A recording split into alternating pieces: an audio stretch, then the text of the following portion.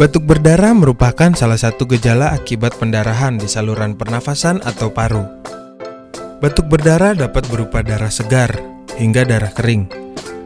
Penyebab dari batuk berdarah antara lain bronkitis akut dan kronik, tuberkulosis, pneumonia, bronkiktasis, dan kanker paru. Perbedaan batuk darah dan muntah darah. Batuk berdarah tidak disertai mual atau muntah, berbusa, warna merah cerah atau merah muda, dan menggumpal.